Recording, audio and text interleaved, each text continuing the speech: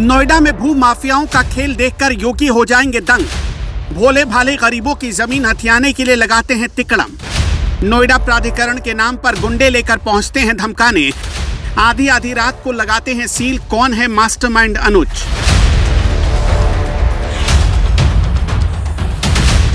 नोएडा में जमीन कब्जे की कहानी ऐसी है कि बड़े बड़े अधिकारी चकरा जाएंगे। भूमाफिया अथॉरिटी के अधिकारियों के वेश में आते हैं और कुछ ही मिनटों में वाल्मीकि परिवार की जमीन पर बन रहे मकान पर बुलडोजर चला देते हैं। इससे भी ज्यादा हैरानी की बात यह है कि अथॉरिटी के लोग सामने ही खड़े रहते हैं, लेकिन वो भी इस धांधली को पचा डालते हैं।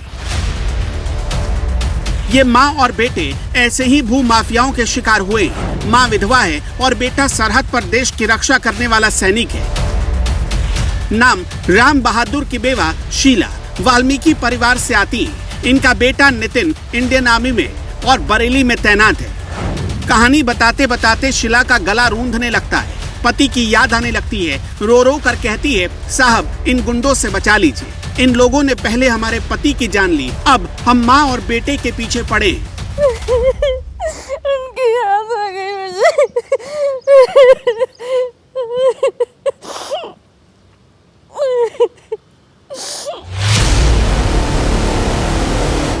कहने के लिए संविधान में बाबा साहब ने बड़े बड़े अधिकार दिए, लेकिन आज इस दलित परिवार की आंखों में आंसू। वजह है नोएडा के कुछ दबंग।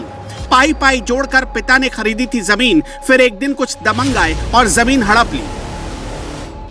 ये मेरे घर में मेरी ज़मीन पे कब्जा करने आए थे। करीब थे 15-20 लोग, और वो लोग ये चाह रहे थे कि हम ये ज़मीन कब्जा कर लें।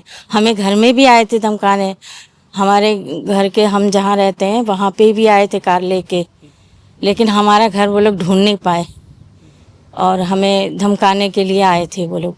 ये ज़मीन हमारी है, मेरे पति की, राम बहादुर की। दलित समाज से हैं हम लोग, और मेरे पति की है ये ज़मीन खरीदी हुई। अब वो ज़मीन पे वो लोग कब्जा कर रहे हैं, तो नकली बन के राम बहादुर। मतलब जो अभी राम बहादुर खुद को बता रहे हैं वो आपके पति? वो मेरे पति नहीं है। मेरे पति तो स्वर्गवासी हो गए। दो साल हो गए उनको, उनकी डेथ को। यहीं दिल्ली में ही अस्पताल में उनकी डेथ हुई है।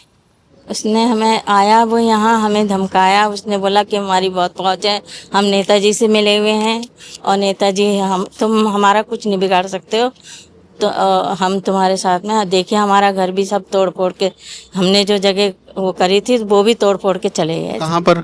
ये है जगह, ये जो तोड़फोड़ हुई? हाँ, ये जो तोड़ फोड़ हुई है उन्हीं लोगों ने करी है। वो नेताजी को लेके आए थे, उन्होंने करी है। क्या नाम बताया उसने? कुछ नाम बताया था? अनुज शर्मा। मैं इंडियन आर्मी में सिविल डिपार्टमेंट में हूँ, कुक, बरेली में पोस्टेड हूँ। और क्या नाम, मेरे पिताजी मतलब की ज़मीन है ये। 40 साल पहले 1985 में उन्होंने ख़रीदी थी। बाकी अभी कुछ टाइम बाद मतलब हम लोग को पता चलता है इस पे कब्जा हो रहा है। नकली राम बहादुर बन के आ रहे हैं और अपना मतलब दावा कर रहे हैं इस चीज़ पे। हमारे पिताजी मतलब आना जाना लगा रहता था इसी केस के चक्कर में, और ऐसे ही मतलब करते करते उनकी 2023 में डेथ हो गई। और फिर उसके बाद क्या नाम है, लोग आ रहे हैं, धमका रहे हैं हम लोग को। ऐसे ही इन्होंने क्या करा, पिछले महीने आके बुलडोज़र अथॉरिटी के साथ आए और क्या नाम है, बुलडोज़र के संग यहाँ तोड़ फोड़ कर दी। अथॉरिटी के साथ आए कि अथॉरिटी आई थी? अथॉरिटी वाले आए थे। अथॉरिटी वालों ने मतलब तोड़ फोड़ करी, संग में वो लोग भी आए, उन्होंने भी क्या नाम है इधर मकान में तोड़ फोड़ करी। अथॉरिटी वालों ने क्या नाम है ये बैरिकेड्स जो लगे हुए थे उनकी तोड़ फोड़ के लिए आए थे, लेकिन क्या नाम है वो अपना एक्स्ट्रा बुलडोज़र लेकर आए, उन्होंने यहाँ मकान पे सीधे तोड़ फोड़ शुरू कर दी। अथॉरिटी के साथ, अधिकारियों के साथ? जी। तो किसी ने देखा नहीं, रोका नहीं? अथॉरिटी के अधिकारी नहीं रोक रहे थे सब, लेकिन वही है कि उन लोगों ने क्या कहा कि क्या नाम है, आपको जहाँ भी जाना है, जो करना है करो, हमारी बहुत ऊपर तक पहुँच है, आप हमारा कुछ नहीं कर सकते हो। पुलिस में जाना है, जहाँ जाना है, कुछ भी कर सकते हो तुम, लेकिन हमारा कुछ नहीं कर सकते। इस तरीके से मतलब अपनी बातें कर रहे थे। ये बताइए कौन आदमी था जो ये सब कर? अनुज शर्मा है जो वो सब ऑर्डर दे रहा था इन सबको तोड़ने उड़ने के लिए। लेकिन ये सब कैसे हुआ? जब आप ये कहानी सुनेंगे तो आपके पैरों तले जमीन खिसक जाएगी। कैसे कुछ दबंगों की शासन प्रशासन और अथॉरिटी के अंदर तक पहुंच है, और इसकी कहानी देखकर सीएम योगी आदित्यनाथ भी हैरान रह जाएंगे। इस परिवार का दावा है कि ये जमीन राम बहादुर नाम के एक मजदूर की है। राम बहादुर इनके पति हैं। राम बहादुर महर्षि वेद विज्ञान संस्थान में एक कर्मचारी के तौर पर काम करते थे। यूपी के बरेली के रहने वाले थे। साल 1985 में राम बहादुर ने ये जमीन खरीदी। इस परिवार का आरोप है कि अचानक 2014 में इसी जमीन का एक दूसरा दावेदार खड़ा हो गया। उसने भी अपना नाम राम बहादुर रख लिया और जब जानकारी जुटाई गई तो पता चला ये फर्जी राम बहादुर मुजफ्फरनगर के शुक्रताल का रहने वाला है। मामला कोर्ट में गया और कोर्ट ने जमीन पर स्टे लगा दिया। बाद में कोर्ट ने महर्षि वेद विज्ञान आश्रम में काम करने वाले राम बहादुर को असली राम बहादुर माना। राम बहादुर ने अपनी जमीन पर निर्माण शुरू करवाया, लेकिन भू माफिया उन्हें धमकाते, डराते और मारने के लिए बरेली तक पहुंच जाते। इन सब से परेशान राम बहादुर बहुत बीमार रहने लगे और अचानक साल 2023 में उनका निधन हो गया। आरोप है कि दबंगों के टॉर्चर और कानूनी पचड़ों में उलझने की वजह से वो परेशान रहने लगे, बहुत बीमार रहने लगे और आखिरकार 2023 में उनका देहांत हो गया। जहाँ बरेली में घर है मेरा, कई बार कई लोग आ चुके हैं, पूछताछ करते हैं, सब कुछ करते हैं। बस ये है कि क्या नाम है, वो लोग आए हमारे यहाँ, घर तक हमारे पहुँच गए कार लेके, पर उन्हें हमारा एड्रेस सही से मिला नहीं। तो उनकी वजह से फिर हमने अपने घर में कैमरा लगवाया कि कहीं ऐसा ना हो कि हमारा बेटा ड्यूटी पे रहता है और मैं अकेली रहती हूँ तो मेरे को कहीं कुछ भी कर सकते हैं। तो इस वजह से हमें अब आवाज़ उठा रहे हैं, क्या करें, हम किससे कहें जाके। इस चीज़ की बहुत टेंशन थी उनको, इस ज़मीन की बहुत ज़्यादा टेंशन थी। बोलते थे मेरे वहाँ वो लोग बार-बार मुझे परेशान कर रहे हैं। बीमार थे, उनको इसी चीज़ का अटैक पड़ गया, अटैक से ख़त्म हो गए। वो यही चिंता करते थे कि क्या होगा क्या होगा। बार आना जाना रहता था वहाँ, हर महीने चक्कर, 20 दिन में चक्कर। बीमार हैं तब भी वो आए हैं यहाँ पे, तब भी आते रहे एकदम बिल्कुल मतलब ऐसे बीमार की पूछे मत। लेकिन फिर भी यहाँ मजबूरी में आना पड़ता था क्योंकि तारीख वगैरह लगती रहती थी। वो लोग यहाँ पे बार बार मतलब वो करते थे, इस वजह से वो फिर उन्हें एकदम से बिल्कुल धीरे धीरे करके टेंशन हो गई कि उनको अटैक पड़ गया। ये है नकली राम बहादुर। मेरे पति की तो डेथ हो गई, लेकिन ये आ रहा है बार बार, ये बार बार यहाँ पे आके मतलब कब्जा करने की कोशिश कर रहे हैं। इनके साथ आ रहे हैं कुछ लोग। तो क्या हुआ, आपने कैसे पहचाना इनको? इनको क्या, ये असली है, ये मेरे पिताजी की तस्वीर है। असली राम बहादुर है, महर्षि आश्रम में काम कर रहे थे और इनके नाम भी जमीन खरीदी हुई। ये सारे कागज हैं उनके, जो जमीन के नाम है उनके, ये सारे कागज हैं। ये उनका क्या नाम है, मृत्यु सर्टिफिकेट 2023 में मौत हो गई थी, मतलब एक्सपायर हो गए थे। कब हुई थी? 2 अगस्त 2023। ये आपको अपने 18/8/2023 को बनाया था, 18 अगस्त को जी। और ये सारे ज़मीन के कागज़ हैं, जो भी है मतलब आश्रम से रिलेटेड जो भी है, ज़मीन खरीदना वरीदना, ये सब उसके कागज़ हैं। ये नकली राम बहादुर है ये जी, ये नहीं, ये वाले ये। इस पीड़ित परिवार ने एनएमएफ न्यूज को एक वीडियो दिखाई।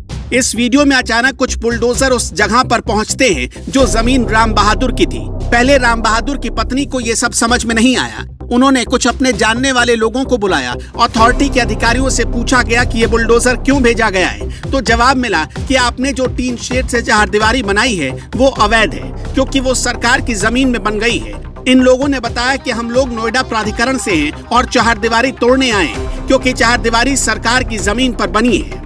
अभी 2 बुलडोजर बाउंड्री यानी चहारदीवारी तोड़ने का काम कर ही रहे थे, तभी तीसरा बुलडोजर राम बहादुर के घर को तोड़ने लगा। अचानक वहां मौजूद केयरटेकर ने इसका विरोध किया। फिर स्थानीय लोगों ने अथॉरिटी से इसे तोड़ने का आदेश दिखाने को कहा। कोई आदेश नहीं दिखाया गया। अथॉरिटी के अधिकारियों से फोन पर पूछा गया कि अगर चहारदीवारी इलीगल है तो घर क्यों तोड़ा जा रहा, चहारदीवारी टूटनी चाहिए। अचानक अधिकारी ने जवाब दिया कि हमें घर तोड़ने का कोई आदेश नहीं मिला है, हम घर नहीं तोड़ रहे हैं। इसका मतलब था कि अथॉरिटी यानी प्राधिकरण ने घर को तोड़ने के लिए कोई ऑर्डर नहीं दिया था, यानी कोई बुलडोजर भी नहीं भेजा था। तो ये तीसरा बुलडोजर घर क्यों तोड़ रहा था, ये कौन लेकर आया था? तभी वहां मौजूद केयरटेकर ने अनुज और भाटी नाम के 2 लोगों को वहां मौजूद कर्मचारियों को अधिकारियों जैसा ऑर्डर देते हुए देखा। नीली शर्ट में एक आदमी बार बार घर तोड़ने का ऑर्डर दे रहा था। वो बार बार कह रहा था कि एसडीएम साहब का आदमी है। ये मामला अखबारों के हेडलाइंस भी बना। अखबारों के संवाददाताओं ने प्राधिकरण के बड़े बड़े अधिकारियों से इस मामले में कुछ सवाल पूछे। अखबारों के इस कतरन को राम बहादुर की पत्नी ने संभाल कर रखा है। बहुत परेशान थे वो, जब भी आते थे उनसे ज्यादा परेशान तो कोई थे ही नहीं। बहुत परेशान थे इस जमीन को लेके। वो जब भी आते थे उनकी तबीयत इतनी ख़राब होती थी। एक दिन तो ऐसे आए थे कि बिल्कुल उनको दिखाई नहीं दे रहा था, और घर में जब तक घर में आए तब तक एकदम बेहोश जैसे हो गए। बच्चे चिपट गए, मैं चिपट गई, रोने लगी कि उनको हो क्या गया। लेकिन ऐसी स्थिति उनके साथ हुई है यहाँ पे। ये ज़मीन के वजह से चिंता कर रहे हैं बहुत। यहाँ के खतरों की वजह से कभी उन्होंने मुझे सामने नहीं लाया है। उनकी मतलब डेथ हो गई, उसके बाद ही मैंने यहाँ आना जाना शुरू करा कि वो नहीं, वरना आज तक कभी मुझे नहीं लाए वो, क्योंकि यहाँ का उन्हें सब खतरा पता था कि। अखबार के मुताबिक प्राधिकरण के अधिकारियों ने भी मान लिया था कि उन्होंने सिर्फ 2 बुलडोजर भेजे थे। ये तीसरा कहां से आया, किसका था, प्राधिकरण को भी नहीं पता। लेकिन इसका जवाब सिर्फ एक आदमी दे सकता था, वो था अनुज, जो उस वक्त मौके पर मौजूद था और सारे बुलडोजर और कर्मचारियों को ऑर्डर पर ऑर्डर दे रहा था। लेकिन सवाल तो यही था कि अनुज इन सब में दिलचस्पी क्यों ले रहा था? वो कौन था, कहां से आया था, या कहीं से भेजा गया था? ये इसमें अनुज शर्मा है और ये पीछे ये जो आ रहे हैं ये गौरव भाटी हैं। ये दोनों साथ में आए थे, इन्होंने तोड़फोड़ करी। ये जो अभी आ रहे हैं, हाँ ये जो हैं ये आए हैं, ये गौरव भाटी हैं। और आगे जो ब्लू शर्ट में निकल गए ये क्या नाम है, अनुज शर्मा है। ये इनके ही ऑर्डर पे सारी तोड़फोड़ हो रही थी। और इसकी जब हमने सूचना अथॉरिटी को दी तो उन्होंने सीधे सीधे यहाँ पे जवाब दिया कि क्या कहते हैं कि हमने कोई कार्रवाई नहीं करी, हमने सिर्फ जो अतिक्रमण था उसको तोड़ने के लिए कार्रवाई करी है, जिसकी क्या नाम है हमने रिपोर्ट डीएम साहब को थाने में सब जगह लगा रखी है। जे यहाँ पे हमने एप्लीकेशन दे रखी है सब जगह। हाँ, यहाँ अथॉरिटी का भी जवाब आया है कि हम सिर्फ जेसीबी लेकर मकान तोड़ने नहीं गए थे, हम सिर्फ ये अतिक्रमण तोड़ने गए थे। इस जवाब में ये अखबारों की कटिंग है ना? जी हाँ, इसमें लेकर मकान तोड़ने पहुंचे फर्जी अधिकारी, उन्होंने अपने आप को अधिकारी मतलब नोएडा अथॉरिटी का अधिकारी बताया, पर यहाँ तोड़फोड़ करी जेसीबी मतलब नोएडा अथॉरिटी के साथ। नोएडा अथॉरिटी का यहाँ पे जवाब आया, उन्होंने सिर्फ 2 बुलडोजर भेजे थे, जिसमें क्या नाम है ये जो वो लगे हुए हैं आगे आसपास की जो बाउंड्री लगी हुई वो तोड़ने के लिए। लेकिन जो तीसरा बुलडोजर आया था वो इनके क्या नाम है नाम पे आया था, ये लोग लेकर आए थे और इन्होंने मकान की तोड़फोड़ करी है। ये यहाँ पे अनुज शर्मा है और ये इनके पीछे जो आ रहे हैं गौरव भाटी हैं। ये गौरव भाटी, हाँ यही दोनों आए थे। इन लोगों ने यहाँ पे मतलब मकान की तोड़फोड़ करी है। सब जगह क्या नाम है रिपोर्ट लगा रखी है, कोई कार्रवाई नहीं है इसके खिलाफ। मतलब कि यहाँ क्या हूँ ऐसा करा, नोएडा अथॉरिटी वालों ने भी मतलब अपना जवाब दे दिया कि हमारा घर से कोई मतलब नहीं था, हम सिर्फ ये बाउंड्री वॉल तोड़ने आए थे जो मतलब उनकी मतलब सरकारी ज़मीन पे है। घर तोड़ने का हमारा कोई आदेश नहीं था, लेकिन उन्हीं के नाम पे ये लोग आए और इन्होंने अपना मतलब ये घर की तोड़फोड़ करी। वही सब ऑर्डर दे रहे थे कि क्या नाम है घर को तोड़ो, ये सब करो। मतलब क्या कह रहे थे? ये बुलडोजर से मतलब तोड़ने के लिए कह रहे थे कि हाँ ये यहाँ पे हमारा मतलब कब्जा है, ये पूरा ये क्या नाम है सील करो इस चीज़ को, और यहाँ पे तोड़फोड़ करिए शुरू यहाँ पे।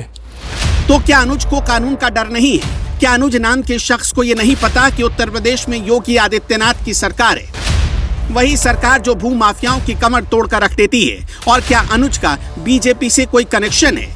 और क्या अनुज का बड़े बड़े नेताओं से, राजनीति से कोई कनेक्शन है?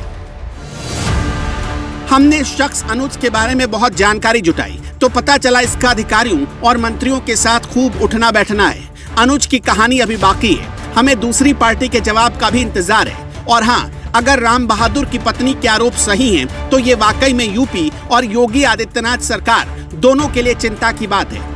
ऐसे तो आज राम बहादुर का परिवार और कल आपका परिवार शिकार हो सकता है। इस कहानी के अगले हिस्से में कुछ इससे भी दिलचस्प किस्से सुनने और देखने को मिलेंगे। और हाँ, अनुज के ऊपर किसका हाथ है ये भी हम आपको बताएंगे।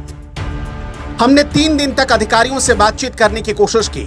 हमने नोएडा अथॉरिटी को फोन किया, हमने उनके ओएसडी को भी फोन किया। पहले तो फोन रिसीव नहीं हुआ, लेकिन बाद में जब फोन रिसीव हुआ तब उनके ओएसडी ने हमें बताया कि आपको खत्री साहब से बात करनी होगी। फिर हमने खत्री साहब को फोन मिलाया, लेकिन उन्होंने कॉल रिसीव नहीं की। उसके बाद उनके ऑफिस से हमें जवाब मिला कि जल्द ही खत्री साहब आपको इसका जवाब देंगे। अगले एपिसोड में हम नोएडा अथॉरिटी इस पर क्या सोचती है, क्या कहती है, वो भी दिखाने की कोशिश करेंगे। लेकिन जाते जाते बस एक बात कहना चाहते हैं, हमारा मकसद सिर्फ हर उस गलत काम के खिलाफ आवाज उठाना है जो गैर कानूनी है और जिससे उत्तर प्रदेश की बदनामी होती है। आप क्या सोचते हैं? अपनी राय हमें जरूर बताएं।